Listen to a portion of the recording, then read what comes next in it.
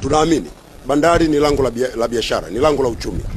Tukifanya vizuri kwenye bandari tutapata fedha nyingi ambazo zitatusaidia katika maendeleo ya Watanzania.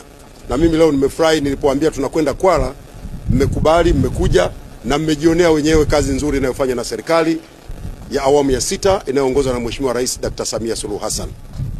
Na kwa sababu nimewapa usuli huo, naomba mpokee salamu kutoka kwa Mheshimiwa Rais Dr. Samia Suluhu Hassan. Wakati nakuja ameniambia waambie vijana wanangu kwamba nawapenda sana, waendelee kuambia Watanzania kazi nzuri inayofanywa na serikali. Anashukuru sana kwa kazi kubwa mnayoifanya.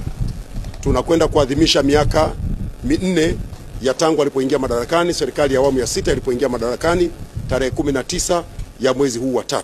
Tumebakiza siku chache. Leo ni tarehe 16, tumebakiza siku 2, tutakuwa tunaadhimisha miaka 4. Waonyesheni Watanzania serikali ya Mheshimiwa Dr. Samia Suluhu Hassan imefanya nini katika kipindi cha miaka